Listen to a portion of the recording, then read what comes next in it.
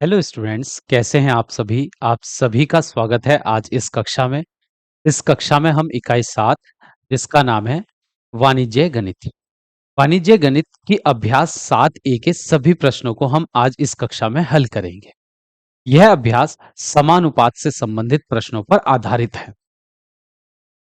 तो सबसे पहले हम समझते हैं समानुपात होता क्या है। ये हमने कक्षा 6 में भी सीखा था। इस समानुपात क्या होता है, इसकी क्या परिभाषा है, ये हमने कक्षा 6 में भी सीख चुके हैं। तो चलिए इसका रिवीजन कर लेते हैं, फिर हम अभ्यास 7A के प्रश्नों को हल करेंगे।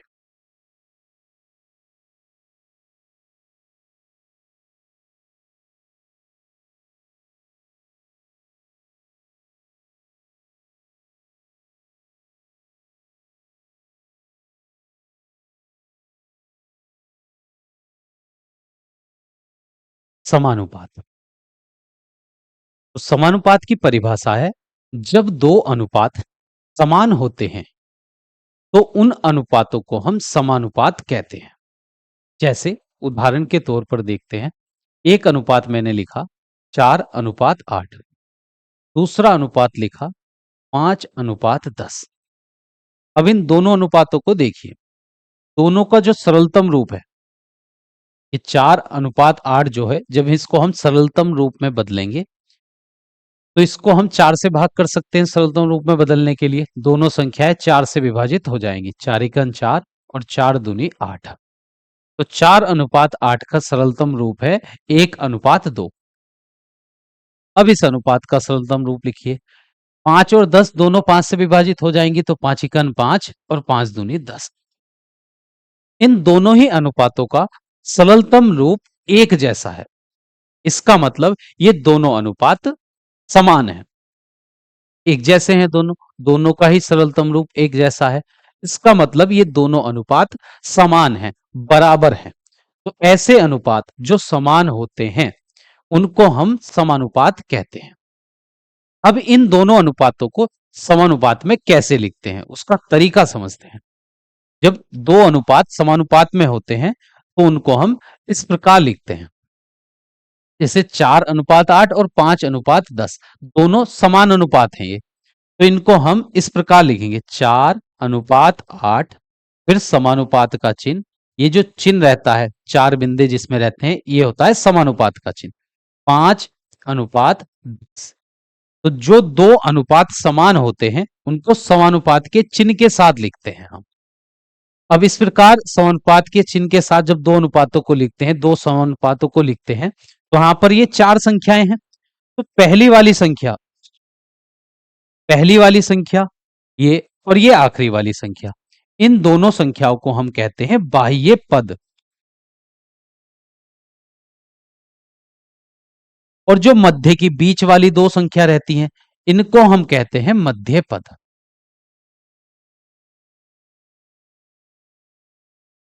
और जब चार संख्याएं समानुपात में लिखी जाती हैं, चार संख्याएं समानुपाती होती हैं, तो उनके बाह्य पदों का जो गुणनफल है और मध्य पदों का गुणनफल सदैव बराबर होता है। ये हमने कक्षा 6 में भी सीखा था कि बाह्य पद, जैसे यहां पर देखिए चार संख्याएं हैं, ये समानुपात के चिन्ह के साथ लिखी हुई हैं, तो 4 और 10 दोनों बाह्य पद हैं, तो 4 और 10 का जो गुणनफल है वह 40 आएगा। और जो मध्य की संख्या है 8 और 5, इनका गुणनफल भी 40 है। तो आपको ध्यान रखना है, सदैव ये बात याद रखनी है, जब चार संख्याएं समानुपाती होती हैं तो उनके बाह्य पदों का गुणनफल और उनके मध्य पदों का गुणनफल सदैव बराबर होता है। इस बात को आपको एक सूत्र की तरह भी याद रखनी है कि बाह्य पदों का गुणनफल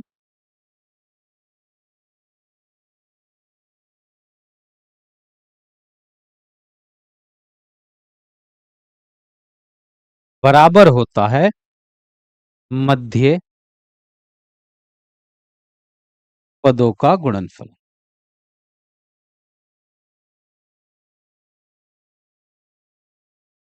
ये एक सूत्र की तरह आप याद रखिए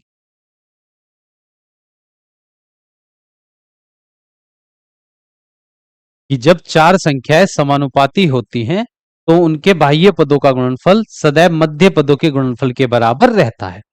तो इन चारों संख्याओं में से अगर कोई तीन संख्या हमको पहले से ज्ञात है और चौथी संख्या हमको यहां पर ज्ञात ना हो, तो हम इस सूत्र की मदद से आसानी से उसको ज्ञात कर सकते हैं। और जब चार संख्याओं में से तीन संख्याएं हमको ज्ञात होती हैं और एक संख्या अज्ञात होती है, तो उसको ज्ञात करना हमने कक्षा 6 में सीखा था। अब हम आगे बढ़ते हैं। देखिए, समानुपात हम समझ चुके हैं कि दो अनुपात जब बराबर होते हैं, समान अनुपात में होते हैं, तो उनको समानुपात कहते हैं। समानुपात में लिखी चार संख्याओं को हम इस प्रकार समानुपात में लिखते हैं। पहली और आखिरी वाली संख्या को बाह्य पद कहा जाता है, बीच वाली दोनों संख्याओं को मध्य पद कहा जाता है। और जब चार संख्याएं समानुपात में होती हैं, तो बाह्य पदों का गुणनफल मध्य पदों के गुणनफल के बराबर रहता है। अब हम पढ़ेंगे समानुपात के प्रकार।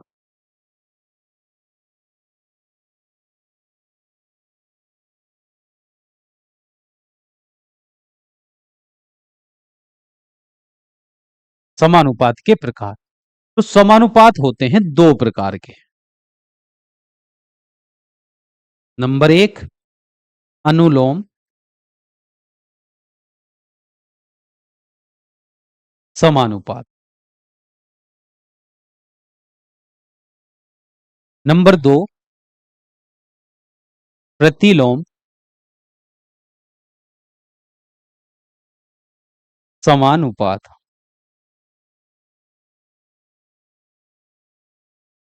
तो अनुपात के दो प्रकार हैं, एक अनुलोम समानुपात और एक रहता है प्रतिलोम समानुपात।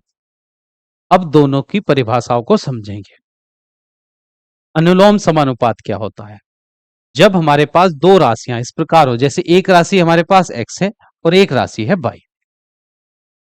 अगर x में वृद्धि हुई, x में इसी अनुपात में वृद्धि हुई और y में भी उसी अनुपात में वृद्धि हो जाए, तब ये दोनों राशियां अनुलोम समानुपात में कहलाएंगी। x में जिस अनुपात में वृद्धि हुई है उसी अनुपात में अगर y में भी वृद्धि हो जाए, तो x की संख्याओं का जो अनुपात है और y की संख्या का जो अनुपात होगा वह बराबर रहेगा और यह संबंध अनुलोम समानुपात कहलाएगा। अगर x के अनुपात में यहां पर वृद्धि होने पर, देखिए प्लस का चिन्ह बताएगा वृद्धि को, अगर x के मान में वृद्धि हुई जिस अनुपात में, उसी अनुपात में y के मान में भी वृद्धि हो जाए, तो इस संबंध को हम कहेंगे अनुलोम समानुपात। अगर x के मान में कमी हो, जिस अनुपात में कमी हो x के मान में, उसी अनुपात से y के मान में भी कमी हो जाए, तो इस संबंध को हम अनुलोम समानुपाती कहेंगे। अगर x में वृद्धि हो रही है, y में भी वृद्धि हो जाए उसी अनुपात में, तब इनको हम कहेंगे अनुलोम समानुपात। या कमी हो रही है x के मान में, जिस अनुपात में x के मान में कमी हुई है उसी अनुपात से y के मान में भी कमी हो जाए, तब हम उसको कहेंगे अनुलोम समानुपात। एक उदाहरण लेते हैं इसके। देखिए, अगर एक पेन का मूल्य, देखिए एक पेन, एक तरफ हम लिखते हैं पेन और दूसरा है उनका मूल्य। एक पेन अगर 10 रुपए का मिलता है, देखिए एक पेन की कीमत 10 रुपए है, तो अगर हमको पता करना है 5 पेन का मूल्य कितना होगा, 5 पेन का मूल्य, अगर एक पेन का मूल्य 10 रुपए है, तो पांच उसी प्रकार के 5 पेनों का मूल्य हो जाएगा 50 रुपए। अब आप यहां पर देखिए, जो पेनों की संख्या है, जैसे पेनों की संख्या को तो हम x मान रहे हैं और मूल्य जो उनका है उसको हम y से प्रदर्शित कर रहे हैं। तो देखिए, अगर x का मान 1 था, पेन की संख्या 1 थी, तो मूल्य 10 था। अगर x की संख्या 1 से कितनी हो गई है? 5 हो गई है, पहले से 5 गुना बढ़ गई है, ये 5 गुना, पहले 1 थी अब 5 गुना हो गई है। तो एक पेन का मूल्य 10 था, 5 पेन का मूल्य 50 था। तो देखिए इस 10 में और 50 में क्या संबंध है कि 10 का 5 गुना है ये 50, तो ये भी 5 गुना हो गई। जैसे ही हमने पेनों की संख्या का 5 गुना करा, तो मूल्य भी उसका 5 गुना हो गया। पहले पेन की संख्या 1 थी, अब 5 हो गई है, 5 गुना बढ़ गई है, पहले से 5 गुना हो गई है। अब देखिए यहां पर पेनों की का जो मूल्य था, पहले 10 रुपए था, अब 50 हो गया है। तो जैसे ही पेनों की संख्या में वृद्धि हुई, तो उसके मूल्य में भी वृद्धि हो गई है यहां पर। पेनों की संख्या बढ़ी है तो मूल्य भी बढ़ गया। और मूल्य कितना बढ़ा है? देखिए, पेनों की संख्या जिस अनुपात से बढ़ी है उसी अनुपात से उसका मूल्य भी बढ़ गया। पेनों की संख्या 5 गुना हो गई है पहले से, तो मूल्य भी पहले से 5 गुना हो गया है। अगर हमको 10 पेनों का मूल्य पता करना है तो संख्या देखिए, पहले 1 थी, अब कितनी हो गई है? यहां पर 10 हो गई है, पहले से 10 गुना बढ़ गई है, तो मूल्य भी बढ़ेगा, क्योंकि पेनों की संख्या और मूल्य में कैसा संबंध है? अनुलोम समानुपात का संबंध है। अगर पेनों की संख्या जितने गुना बढ़ी है उसका मूल्य भी उतने गुना बढ़ जाएगा। अगर पहले 1 पेन था, अब पेनों की संख्या 10 हो गई है, 10 गुना बढ़ गई है, तो अगर पेन का मूल्य पहले 10 था, तो जब की संख्या 10 गुना बढ़ी है तो उनकी कीमत भी 10 गुना बढ़ जाएगी। ये पहले से 10 गुना ज्यादा हो जाएगी। 10 का 10 गुना हो जाएगा 100। 10 पेन का मूल्य हो जाएगा 100 रुपए। तो ये था अनुलोम समानुपात। तो जो जिस अनुपात में पहली संख्या बढ़े उसी अनुपात में दूसरी संख्या बढ़ जाए, या पहली संख्या जिस अनुपात में घटे दूसरी संख्या भी उसी अनुपात में घट जाए, तब इस प्रकार के संबंध को हम अनुलोम समानुपात कहते हैं। अब देखिए, प्रतिलोम समानुपात का मतलब क्या है? तो अगर हमारे पास दो संख्या है x और y, दो संख्या है x और y, अगर x जिस अनुपात में बढ़े, अगर x किसी अनुपात में बढ़ जाए, अगर y उसी अनुपात में कम हो जाए, y में कमी हो जाए, x के मान में तो वृद्धि हो और उसी अनुपात में y के मान में क्या, y के मान में कमी हो जाए, उसी अनुपात से, जिस अनुपात से यहां वृद्धि हुई है उसी अनुपात से यहां कमी हो जाए, जिस अनुपात से वृद्धि हुई है उसके व्युत्क्रम अनुपात में वहां कमी हो जाए, क्या हो जाए? कमी हो जाए, तो इस प्रकार के संबंध को हम बोलते हैं प्रतिलोम समानुपात। यहां कैसा था?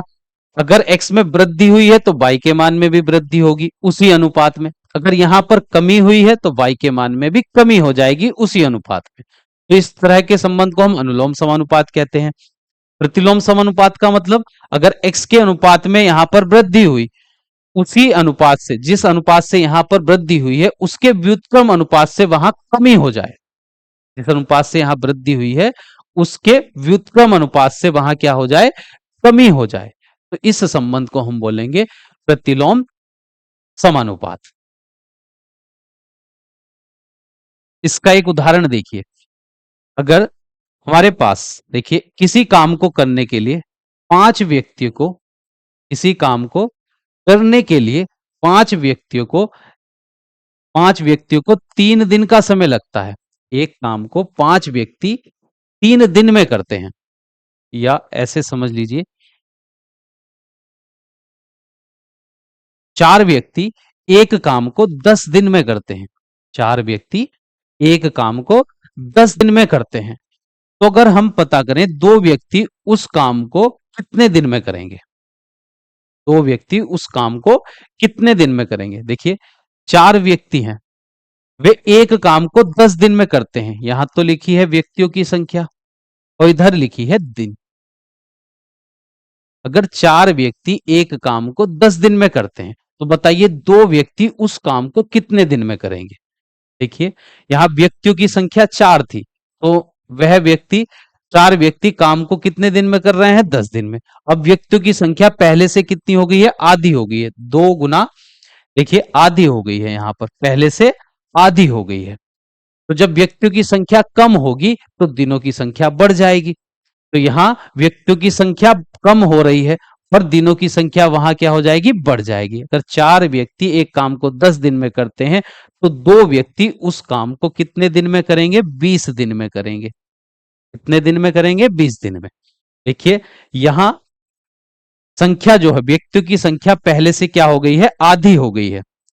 कितने गुना हो गई है? 1/2 गुना हो गई है। तो यहां कमी हुई है, और उधर अगर व्यक्तियों की संख्या को x से प्रदर्शित करें और दिनों की संख्या को y से प्रदर्शित करें, x के मान में जो कमी हुई है वो 1/2 के अनुपात में हुई है, तो इस अनुपात के व्युत्क्रम अनुपात में वहां क्या हो जाएगी? वृद्धि। 1/2 का जो व्युत्क्रम होगा वह 2 होगा, तो 10 का 2 गुना कितना हो गया है? 20। x के मान में इधर वृद्धि हुई, कमी हुई, तो y के मान में उधर हो गई वृद्धि। तो इस प्रकार के संबंध को हम कहते हैं प्रतिलोम समानुपात। तो आप दोनों अनुपात समझ गए होंगे, दोनों प्रकार के समानुपात। एक होता है अनुलोम समानुपात, दूसरा होता है प्रतिलोम समानुपात। तो जब अगर x के मान में वृद्धि हुई है और उसी अनुपात से y के मान में भी वृद्धि हो जाए, तो इस प्रकार के अनुपात को हम कहेंगे अनुलोम समानुपात। तो जो अगर यहां वृद्धि है उधर भी वृद्धि हुई उसी अनुपात से, तो ये अनुलोम समानुपात। और प्रतिलोम समानुपात क्या होता है? अगर x के मान में जिस अनुपात से यहां पर वृद्धि हुई और उसी अनुपात के व्युत्क्रम अनुपात से वहां क्या हो जाए? कमी हो जाए, तो इस प्रकार की घटना को हम, इस प्रकार के संबंध को हम बोलते हैं प्रतिलोम समानुपात। अगर यहां पर वृद्धि हुई वहां कमी हो जाए और यहां पर कमी हुई और y के मान में वृद्धि हो जाए, तो इस प्रकार की घटना कहलाती है, इस प्रकार का जो संबंध होता है वह प्रतिलोम समानुपात कहलाता है। अभ्यास, जो अनुलोम समानुपात से संबंधित प्रश्न पूछे जाएंगे वह अभ्यास 7A। अभ्यास 7A में सभी प्रश्न अनुलोम समानुपात से संबंधित है। और अभ्यास 7B जो है, अभ्यास 7B, ये सभी प्रश्न प्रतिलोम समानुपात पर आधारित हैं। तो आज इस कक्षा में हम अभ्यास 7A के प्रश्नों को हल करेंगे जो अनुलोम समानुपात पर आधारित है। फिर हम अभ्यास 7B के प्रश्नों को हल करेंगे नेक्स्ट क्लास में, जो प्रतिलोम समानुपात पर आधारित प्रश्न अभ्यास 7B में होंगे। तो चलिए शुरू करते हैं अभ्यास 7A।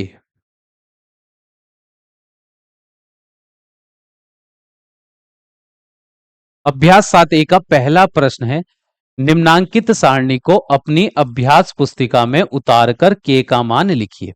तो यहां पर एक सारणी दी गई है जिसमें 3 पंक्तियां हैं, पहली पंक्ति में x, दूसरी पंक्ति में y, तीसरी पंक्ति में k का मान। तो पहली पंक्ति में x के मान दिए गए हैं, दूसरी पंक्ति में y के मान दिए गए हैं और तीसरी पंक्ति में x का मान हमको लिखना है और x k का मान लिखना है। k का मान हम कैसे ज्ञात करेंगे? x बटा y, अंश में x रखेंगे, हर में y रखेंगे, तो हमको k का मान मिल जाएगा। तो पहले स्तंभ में देखिए, ये जो दूसरे स्तंभ में x का मान 20 दिया है, y का मान दिया है 40। अब हमको k का मान ज्ञात करना है। x के स्थान पर 20 रखेंगे, y के स्थान पर 40, 0 से 0 कट जाएगा और ये है 2/4, 2 एकम 2, 2 दूनी 4। तो यहां पर k का मान हमको मिल गया है 1/2। तो k का मान आ गया है 1/2। अब तीसरे स्तंभ में हमको x का मान 40 दिया गया है, y का मान है 80, k का मान निकालना है। तो हम निकालते हैं k बराबर है x बटा y के।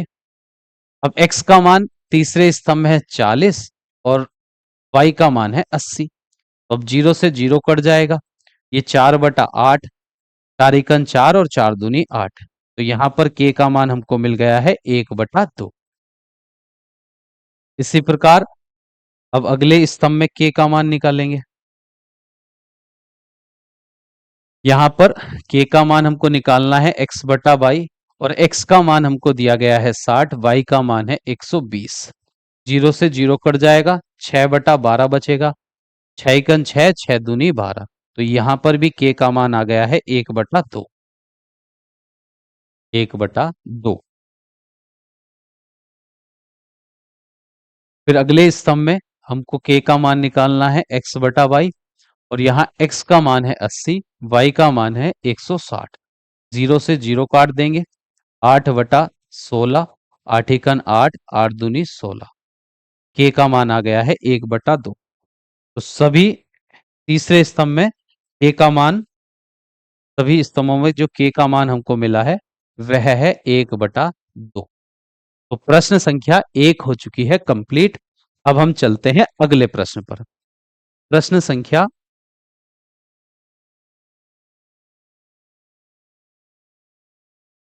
प्रश्न संख्या 2 देखिए। प्रश्न संख्या 2 है, 4 किलोग्राम चाय का मूल्य 420 रुपए है, 12 किलोग्राम चाय का मूल्य होगा।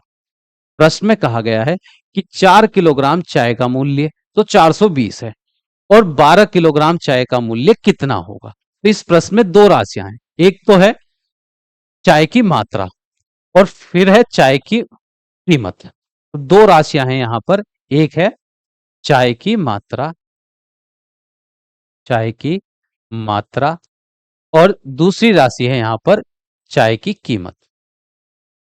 तो चाय की मात्रा, दो राशियां हैं यहां पर। तो अब हमको देखना है कि चाय की मात्रा और कीमत किस प्रकार का संबंध होता है। चाय की मात्रा में और कीमत में किस प्रकार का संबंध है, अनुलोम समानुपाती या प्रतिलोम समानुपाती। तो देखिए, अगर चाय की मात्रा और उसकी कीमत में जो संबंध है, अगर मात्रा बढ़ाएंगे कीमत भी बढ़ जाएगी। अगर चाय की मात्रा, अगर कम मात्रा में चाय खरीदेंगे तो उसकी कीमत कम होगी। अगर चाय की मात्रा आप बढ़ाएंगे तो उसकी कीमत भी बढ़ जाएगी। तो चाय की मात्रा में और उसकी कीमत में जो संबंध होता है वह अनुलोम समानुपाती का संबंध रहता है। प्रश्न में कहा गया है 4 किलोग्राम जो चाय है उसका मूल्य है 420 रुपए,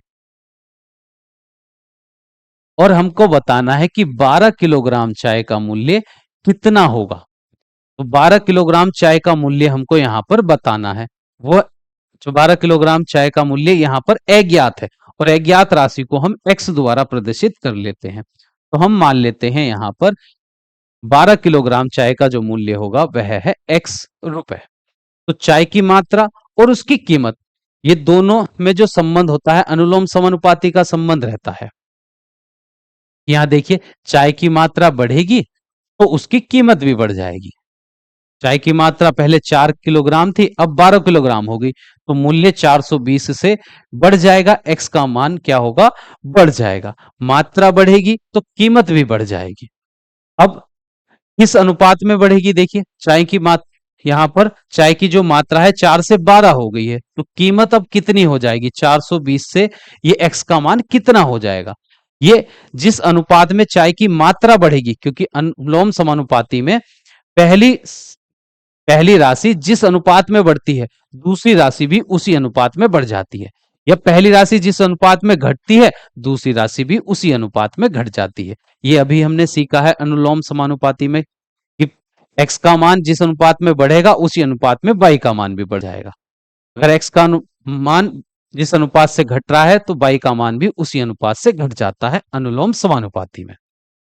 तो जो चाय की मात्रा का अनुपात है वही वह बराबर होगा, ये अनुलोम समानुपाती है, तो चाय की मात्राओं का जो अनुपात है वह उनकी कीमतों के अनुपात के बराबर होगा।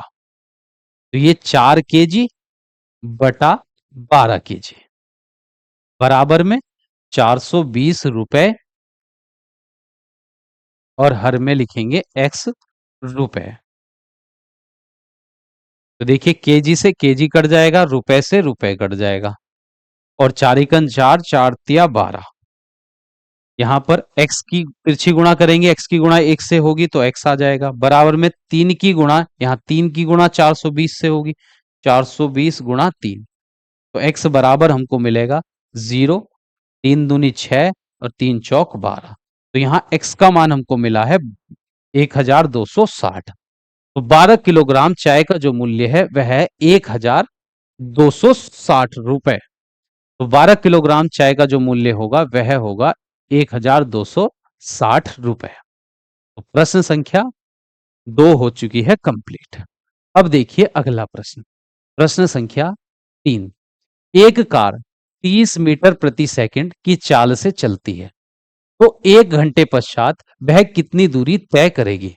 प्रश्न में कहा है कि एक कार की जो चाल है वह 30 मीटर प्रति सेकंड है। 30 मीटर प्रति सेकंड का मतलब है कार 1 सेकंड में 30 मीटर दूरी चलती है, और हमको बताना है कि 1 घंटे में वह कितनी दूरी तय करेगी। 1 घंटे में उस कार द्वारा चली गई दूरी हमको बतानी है। तो प्रश्न में दो राशियां हैं, एक तो है समय और उस कार द्वारा चली गई दूरी। ये दो राशियां हैं इस प्रश्न में, एक है दूरी और फिर है समय। समय और दूरी दो राशियां हैं यहां पर, समय और दूरी। अब हमको देखना है कि समय और दूरी में किस प्रकार का संबंध होता है, अनुलोम समानुपाती या प्रतिलोम समानुपाती। तो देखिए, कम समय में जो कार द्वारा, जब हम, अगर कार की चाल एक समान होती है, कम समय में दूरी कम चली जाएगी, ज्यादा समय में दूरी ज्यादा चली जाएगी। अगर कार की चाल एक समान रहती है, 1 घंटे में चली गई जो दूरी होगी और 2 घंटे में चली गई दूरी, अगर समय बढ़ेगा तो दूरी भी बढ़ जाएगी, अगर समय कम होगा तो दूरी भी कार द्वारा कम चली जाएगी। तो समय में और दूरी में जो संबंध रहता है वह अनुलोम समानुपाती का संबंध होता है। अगर समय की मात्रा बढ़ेगी तो दूरी भी बढ़ जाएगी, अगर समय कम होगा तो दूरी भी कम चली जाएगी, तय होगी कार द्वारा। तो प्रश्न में कहा गया है कि 1 सेकंड में कार जो चलती है वह 30 मीटर की दूरी चलती है। अब हमको बताना है कि 1 घंटे में कार कितनी दूरी तय करेगी। 1 घंटे का समय, 1 घंटे में कार कितनी दूरी तय करेगी, तो वह दूरी हमको पता नहीं है, उसको हम x मान लेते हैं कि x मीटर की दूरी वह कार चलेगी। ये हमने यहां पर मान लिया है। ये मीटर में दी गई थी दूरी, तो हमने मीटर में ही मान लिया है इसको। ठीक है, तो ये समय सेकंड में है, तो इस 1 घंटे को हम सेकंड में ही बदल लेंगे। ठीक है, 1 घंटे में कितनी सेकंड होंगी? 1 घंटे में 60 मिनट, और हर मिनट में 60 सेकंड होती हैं। तो 1 घंटे में जो सेकंड होंगी वह 60 × 60 यानी कि 3600 सेकंड हो जाएंगे। प्रश्न में कहा गया है कि 1 सेकंड में 30 मीटर की दूरी चलती है कार, तो 3600 सेकंड में, 1 घंटे का मतलब है 3600 सेकंड में वह कितने मीटर की दूरी चलेगी, वह दूरी हमने मान ली है x। समय और दूरी में जो अनुपात है, समय और दूरी में जो अनुपात है वह अनुलोम समानुपाती का है। अगर समय बढ़ा है तो दूरी भी बढ़ेगी, यहां समय की मात्रा बढ़ी है तो दूरी की मात्रा भी यहां पर बढ़ जाएगी। तो जो समय का अनुपात होगा वह दूरी के अनुपात के बराबर रहेगा। तो यहां पर 1 सेकंड बटा 3600 सेकंड बराबर 30 मीटर, 30 मीटर बटा x मीटर। तो यहां मीटर से मीटर कट जाएगा, सेकंड से सेकंड कट जाएगा, 1/3600 बराबर में 30/x। अब x की गुणा 1 से करने पर x बराबर में 30 की गुणा हो जाएगी 3600 से। यहां पर जो x का मान हमको मिलेगा वह मिलेगा मीटर में, क्योंकि x हमने मीटर में माना है, और उत्तर जो हमको दिए गए हैं वह किलोमीटर में दिए गए हैं। अब ये जो x का मान यहां पर हमको मिलेगा ये मीटर में मिलेगा, इसको जब हम किलोमीटर में बदलेंगे, इनकी गुणा करने पर 3 जीरो, तो ये 2 जीरो और 1 जीरो, 3 जीरो हो गए। 36 की गुणा 3 से करेंगे तो आ जाएगा 108, 3×6 = 18, हासिल 1, 3×3 = 9 और 1×10। तो यहाँ x का मान हमको जो मिला है, ये जो दूरी हमने मानी थी 1 घंटे में चली गई दूरी x मीटर हमने मानी थी, तो x का मान ये मीटर में आया है। इसको अब हम किलोमीटर में बदल लेंगे, क्योंकि उत्तर हमको जो दिए गए हैं विकल्प में वे किलोमीटर में है। तो मीटर से किलोमीटर में बदलने के लिए हम भाग करते हैं 1000 से, और ये बदल जाएगा किलोमीटर में। तो 3 जीरो से 3 जीरो कट जाएंगे, 1 से 108 को भाग करेंगे तो आ जाएगा 108 किलोमीटर। तो ये x का मान हमने किलोमीटर में ज्ञात कर लिया है। x क्या है? 1 घंटे में चली गई दूरी, तो 1 घंटे में चली गई दूरी है 108 किलोमीटर। तो विकल्प नंबर 3 हो जाएगा सी इस प्रश्न का सही उत्तर। अब हम चलते हैं अगले प्रश्न पर। प्रश्न संख्या 4 देखिए, निम्नलिखित अनुलोम समानुपाती सारणी में रिक्त स्थानों की पूर्ति अपनी अभ्यास पुस्तिका में कीजिए। यहां पर एक सारणी दी गई है जिसमें पहली पंक्ति में मजदूरों की संख्या है, दूसरी पंक्ति में उनकी मजदूरी दी गई है रुपए में। मजदूरों की संख्या को x से प्रदर्शित किया गया है, मजदूरी को y से प्रदर्शित किया है, और बताया है कि यह सारणी कैसी है? अनुलोम समानुपाती है, कि x और y में किस प्रकार का संबंध है? अनुलोम समानुपाती। अगर x जिस अनुपात में बढ़ेगा तो y भी उसी अनुपात में बढ़ जाएगा, अगर x जिस अनुपात में कमी होगी x में, y में भी उसी अनुपात में कमी होगी। अनुलोम समानुपाती का मतलब ये है। यहां देखिए, अगर मजदूरों की संख्या 1 है तो उनकी मजदूरी यहां पर दी गई है 50 रुपए, 50 रुपए। अब अगले स्तंभ में मजदूरों की जो संख्या है 1 से हो गई है 2, पहले से 2 गुना ज्यादा हो गई है। तो मजदूरी भी, जब ये दोनों x और y का मान जो है वह अनुलोम समानुपात है, अनुलोम समानुपात का संबंध है दोनों में, तो अगर मजदूरों की संख्या जिस अनुपात में बढ़ी है तो उनकी मजदूरी भी उसी अनुपात में बढ़ेगी। अगर ये पहले से 2 गुना हो गई है संख्या, तो मजदूरी भी 2 गुना हो जाएगी, 50 का 2 गुना हो जाएगा 100। अब अगले स्तंभ में देखिए, यहां पर हमको मजदूरों की संख्या तो यहां भरनी है और मजदूरी दी गई है।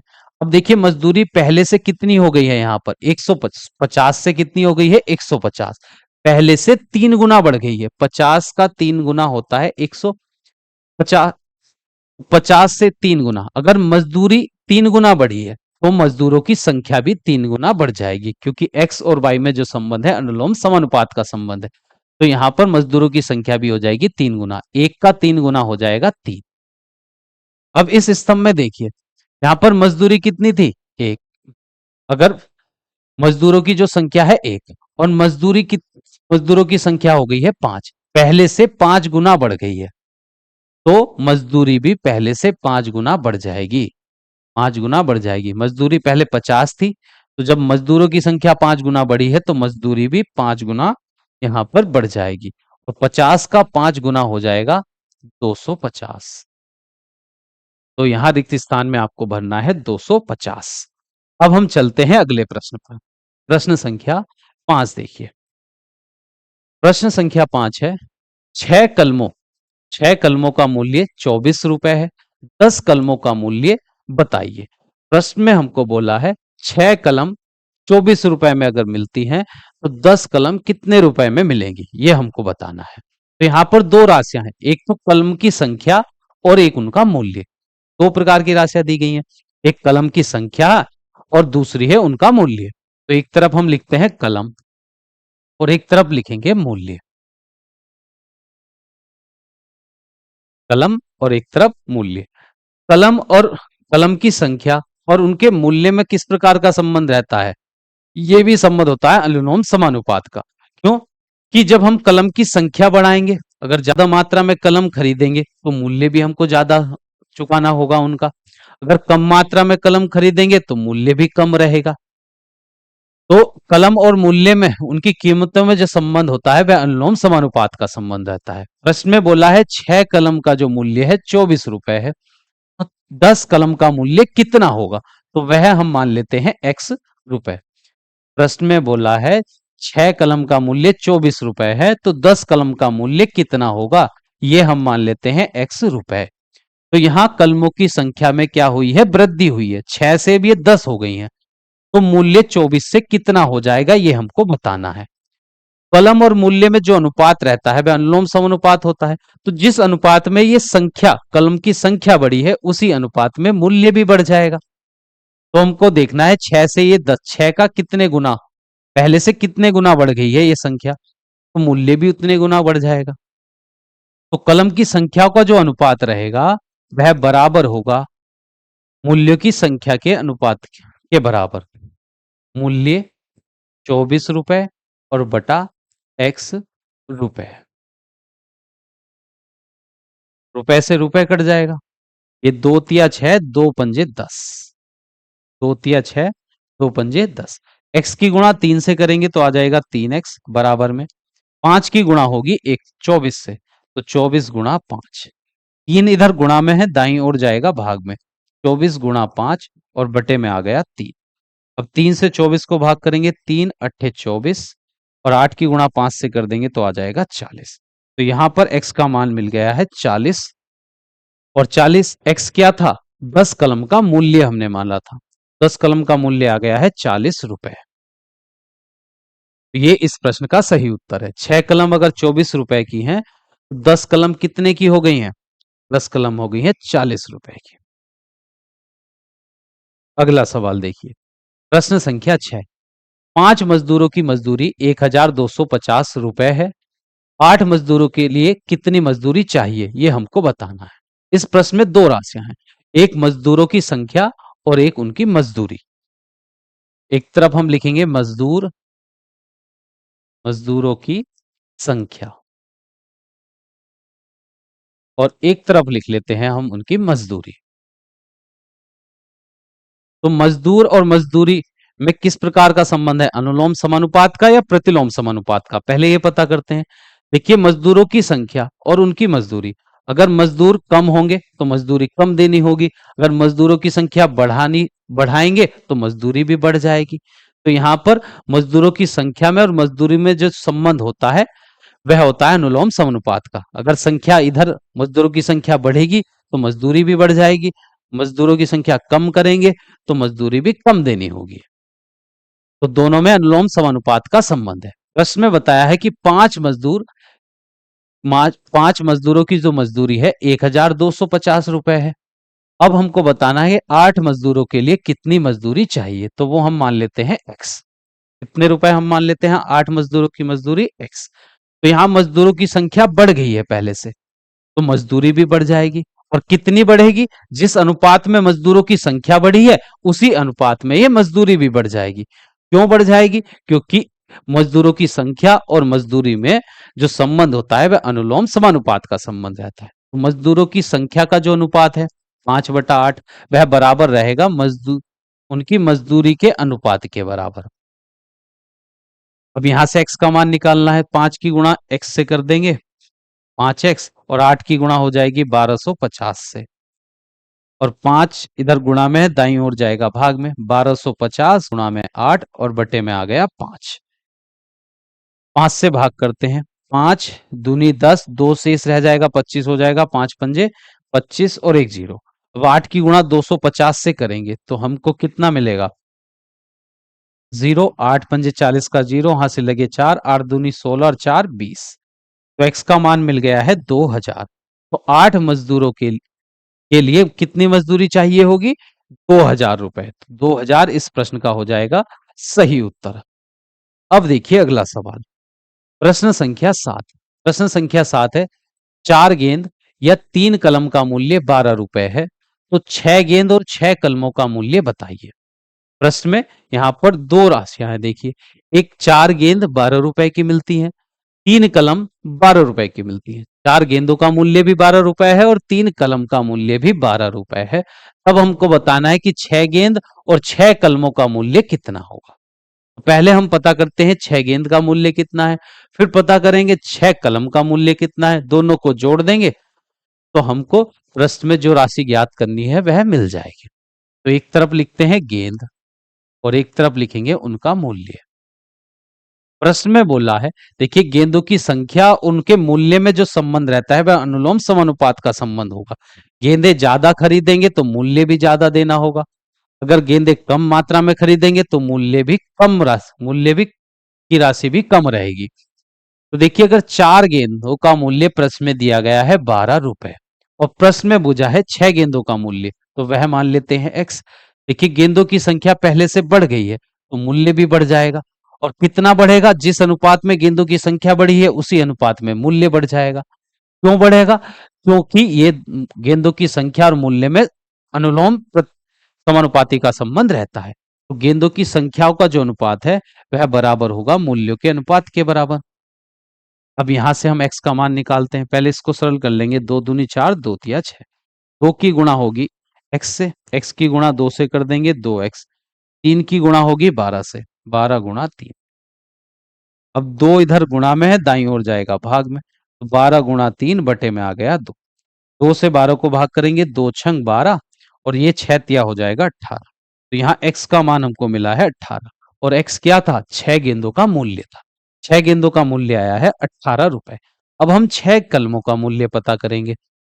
प्रश्न में बोला है कि कलम 6 कलमों का 3 कलमों का जो मूल्य है वह 12 रुपए है। मूल्य कितना है? 12 रुपए।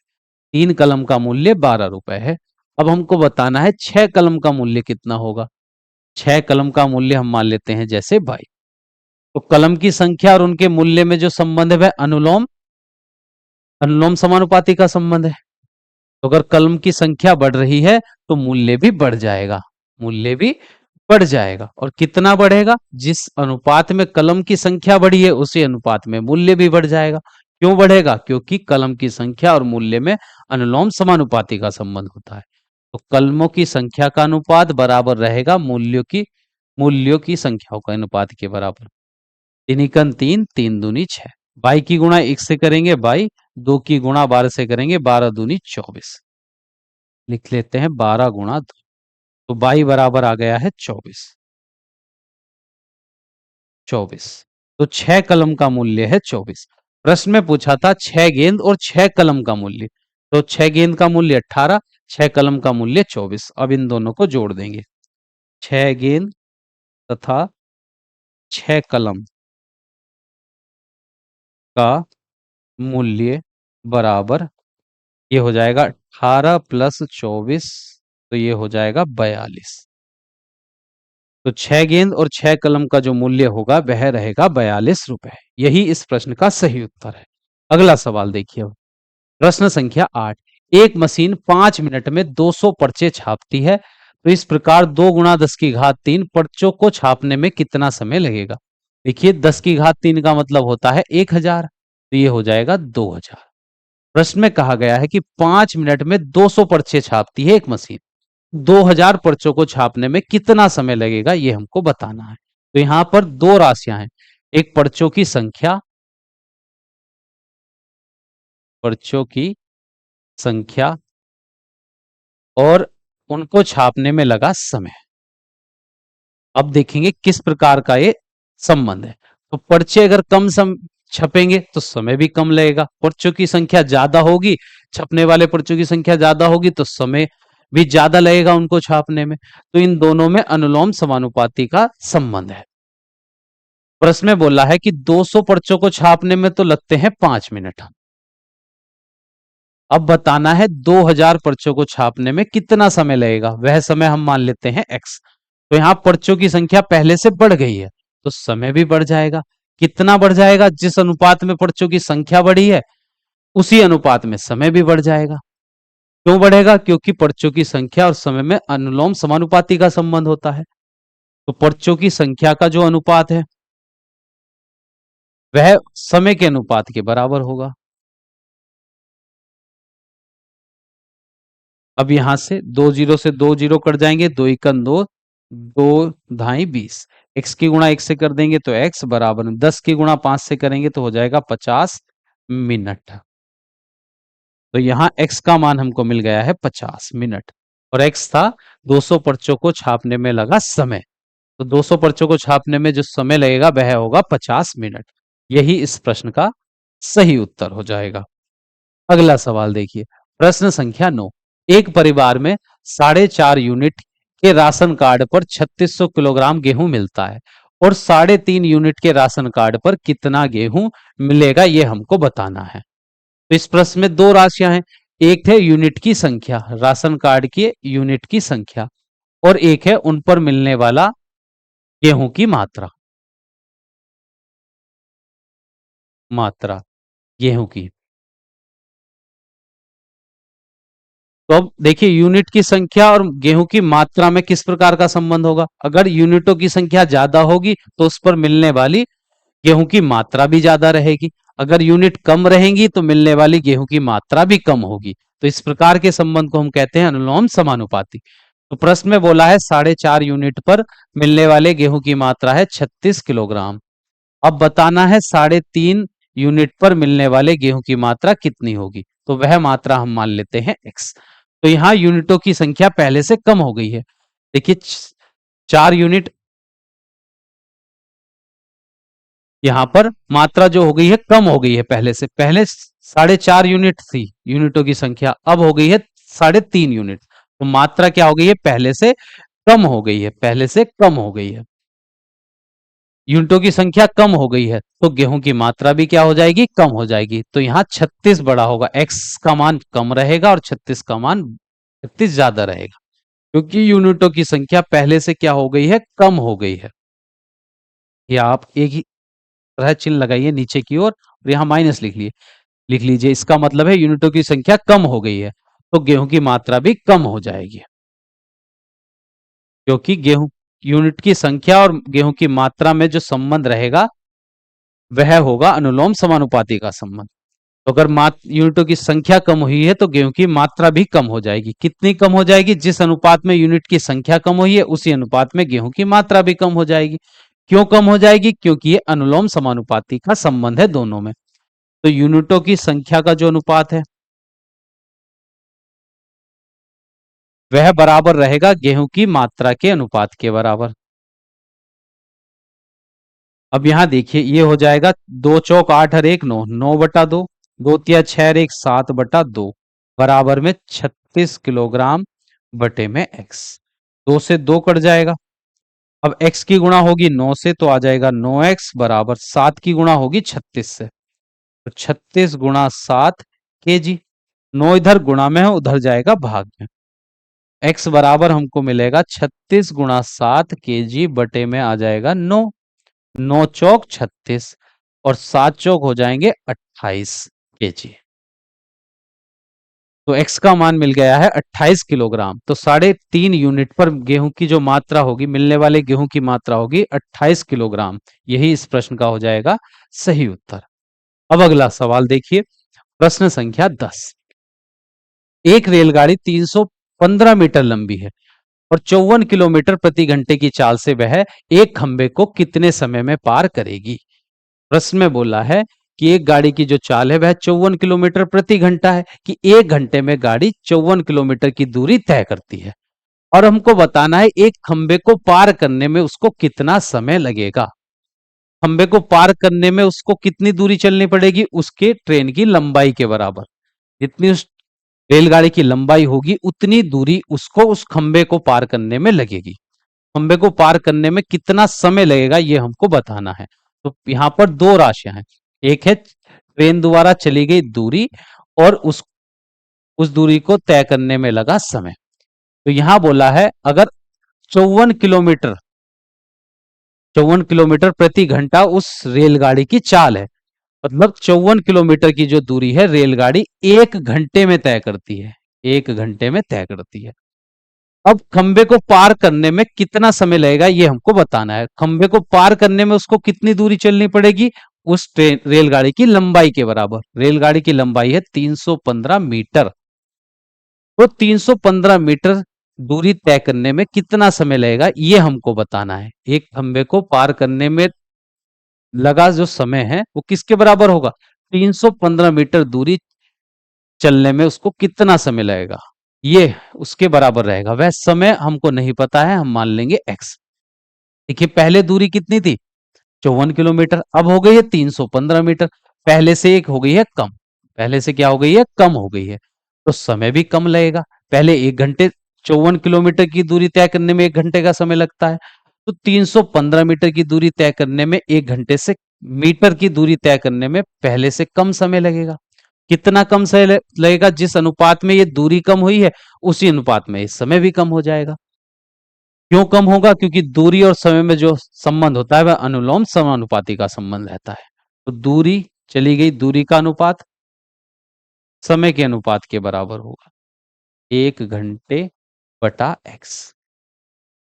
देखिए मीटर में है तो हम इसको समय को, रेलगाड़ी द्वारा एक 300 मीटर की दूरी चलने में तो जो समय लगेगा वह अगर यहां हम देखिए घंटे में मान लेते हैं, उसको x का मान क्या में मान लेते हैं, घंटे में ही मान लेते हैं।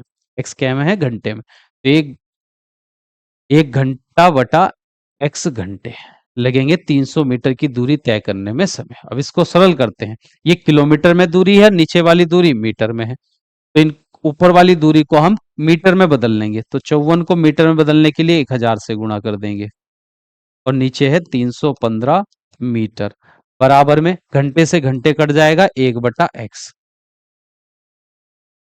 मीटर से मीटर कट जाएगा। इसको सरल करते हैं, देखिए ये जो x का मान मिलेगा दोनों पक्षों का अगर हम व्युत्क्रम ले तो ये 315 अंश में आ जाएगा और 54 गुणा 1000 रहेगा हर में, बराबर में x, 1/x का व्युत्क्रम x। तो ये जो x का मान मिलेगा वो घंटे में मिलेगा।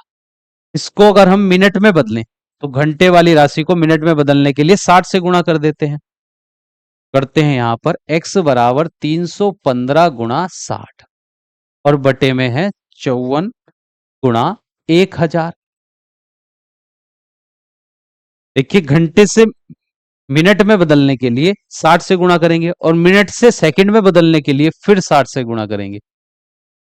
तो घंटे से सेकंड में बदलने के लिए 2 बार 60 से गुणा करते हैं, तो 2 जीरो से तो ये 2 जीरो कट जाएंगे और देखिए 6 9 54, फिर ये विभाजित हो जाएगा यहां पर 9 से, ये 9 या 27, यहां पर बचेंगे 4, 9 पंजे 45, 9 पंजे 45, ये 2 से विभाजित हो जाएगा, 2 तिया 6 और 2 पंजे 10, फिर 5 से 5 5, 5 सत्ते 35। तो ये x बराबर हमको मिलेगा 7 गुणा 3 और 7 गुणा 3 हो जाएगा 7 तिया 21, तो ये आएगा 21 सेकंड। x का मान हमको मिला है 21 सेकंड और x क्या था, 315 मीटर की दूरी तय करने में लगा समय। मतलब उस खंबे को पार करने में लगा समय कितना है? 21 सेकंड का समय लगेगा उस रेलगाड़ी को उस खंबे को पार करने में। तो यहाँ जो x का मान हमको मिल रहा था ये 315 बटा 54 गुणा जो 1000 था, ये घंटे में था। इसको घंटे से सेकंड में बदलने के लिए हमने 2 बार 60 से गुणा की। तो प्रश्न संख्या 10 हो चुकी है कंप्लीट। और इसी प्रश्न के साथ अभ्यास 7A भी कंप्लीट हो चुकी है। अब हम नेक्स्ट क्लास में अभ्यास 7B के प्रश्नों को हल करेंगे। और जिन छात्र छात्राओं को यह क्लास अच्छी लगी हो, अच्छे से समझ में आ गई हो, वह सभी छात्र छात्राएं अपने सभी साथियों के साथ इस क्लास का लिंक अवश्य शेयर करें। मिलते हैं नेक्स्ट क्लास में अभ्यास 7B के प्रश्नों के साथ।